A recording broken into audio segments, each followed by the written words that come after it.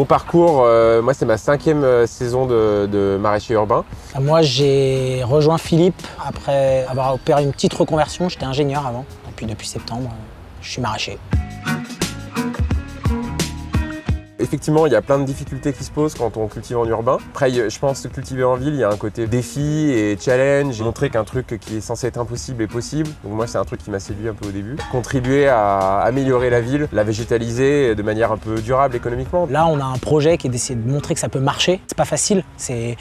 Le maraîchage, à la base, c'est pas facile. C'est pas un métier qui rapporte énormément d'argent. Mais nous, il y a beaucoup plus de contraintes, notamment sur l'espace. On n'a pas vocation à vouloir, quoi qu'il arrive, sortir de la ville à terme. Si jamais on arrive à développer plusieurs fermes dans Lyon et à montrer que c'est un modèle qui peut perdurer. Nos 3 catégories de produits, c'est les jeunes pousses, c'est les légumes bottes, les petits légumes bottes.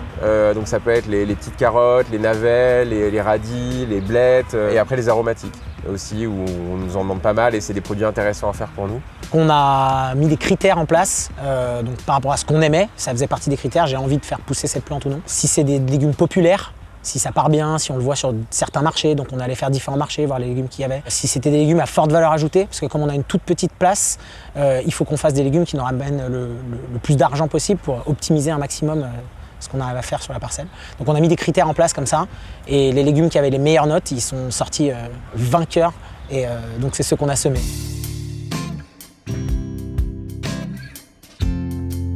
On se retrouve ici mardi et comme tous les mardis, c'est vente à la ferme directement sur la micro-ferme des États-Unis.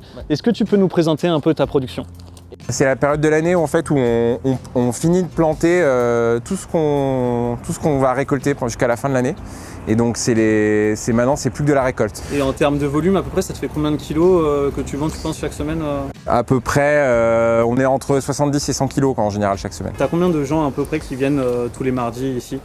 Tous les mardis, je pense qu'on a entre 20 et 40 personnes selon le temps qu'il fait, selon la période de l'année, selon s'il y a des confinements ou pas aussi, parce que ça joue. Voilà, ouais, quand il y avait le confinement, on avait plus de clients, et donc parce que les gens allaient moins au resto et qu'ils cuisinaient plus. Qu'est-ce que ça te fait justement de vendre sur ton lieu de production et d'avoir des habitants qui viennent te poser des questions et acheter tes légumes ? Et ça donne beaucoup de sens à tout ce qu'on fait dans le reste de la journée, quoi. C'est-à-dire que tous les autres gestes qu'on fait, le désherbage, la récolte, l'arrosage, etc.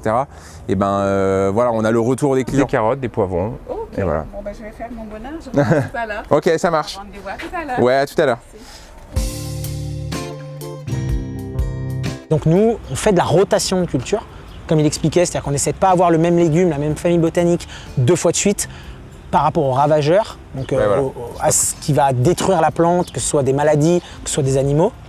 Donc on fait cette rotation de culture, mais pas d'association de culture, qui est de mixer des légumes sur une même planche. Chaque planche, elle a 3 ou 4 rotations dans l'année. Nos légumes les plus longs, ils mettent 2 ou 3 mois. Les légumes les plus courts, ils mettent moins d'1 mois à être prêts. Sur chaque planche, il y a à peu près 3 ou 4 légumes différents qui sont mis. Par an. Il y a des gens qui viennent nous dire « Ah, ça me rappelle le potager de mon père ou de mon grand-père » voilà, et donc on a souvent des discussions sur le jardin, la nature, la biodiversité, mais aussi sur l'alimentation, les recettes de cuisine, la façon de préparer tel ou tel légume. On fait des après-midi bénévoles. Oui. Donc il y a des gens qui viennent nous aider et les gens sont super contents de venir faire du travail physique à l'extérieur et d'apprendre un peu plus sur l'agriculture. Donc on a ces moments-là où clairement on connecte avec le public parce qu'ils viennent carrément nous aider sur la parcelle.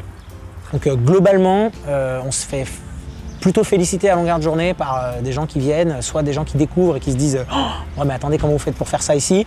ou alors d'autres qui voient que ça perdure, que ça fait 1 an qu'on le fait et que ça n'a pas bougé et qui nous félicitent de continuer et qui nous disent « On est trop content que vous soyez là ». Et on a eu beaucoup de clients fidèles assez rapidement.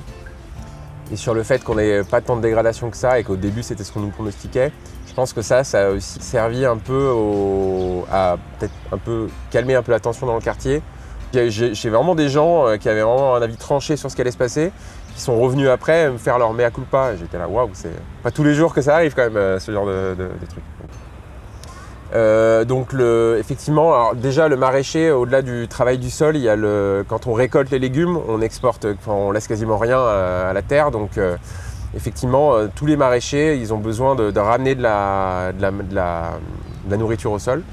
Il y a ceux qui fonctionnent avec des engrais chimiques, donc ça c'est encore autre chose, mais tout tous ceux qui travaillent plus en bio avec des engrais organiques qui vont plus nourrir leur sol, il y a un besoin de ramener de la matière organique pour compenser tout ce qu'on a sorti du sol en récoltant.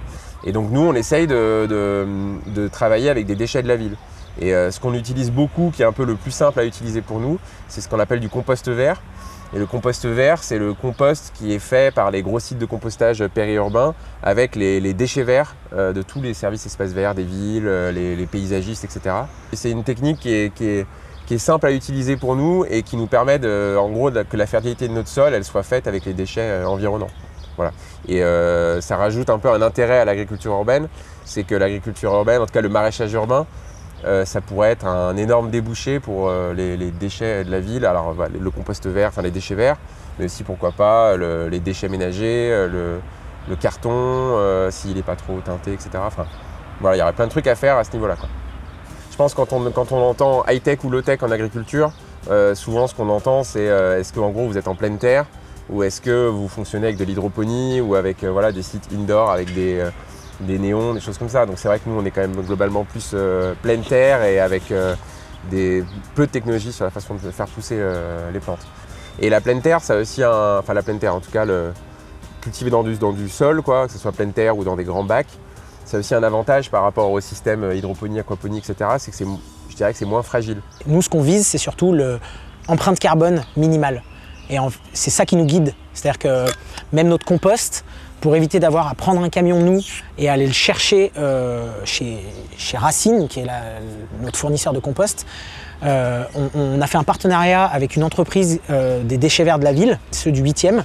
Et donc eux, ils vont élaguer les arbres, ramasser les feuilles, et ils vont les emmener chez Racine, qui va récupérer ces produits, en faire du compost. Donc lui, il doit amener son camion, il est ici pour récupérer les feuilles, il va chez Racine, puis il revient ici. Et donc nous, on lui a dit, est-ce que toi, tu veux bien, sur ton chemin du retour, ramener du compost qui a été fini de composter chez Racine.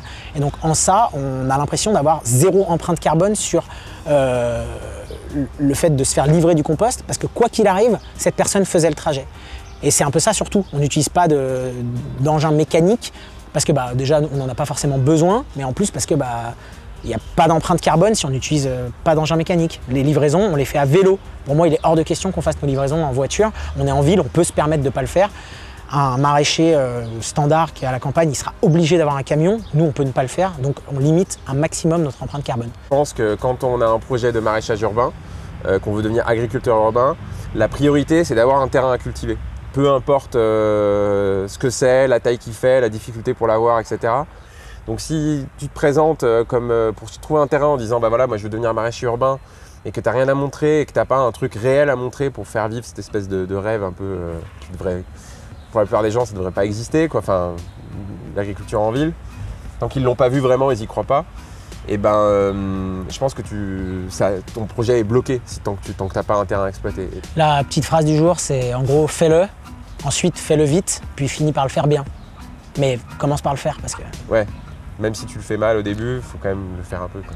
Mais si jamais je devais le refaire, je pense que jusqu'à aujourd'hui, ça fait qu'1 an que je le fais, mais c'est le meilleur métier que j'ai jamais fait. C'est vrai que c'est pas mal. Super. Pas mal comme métier.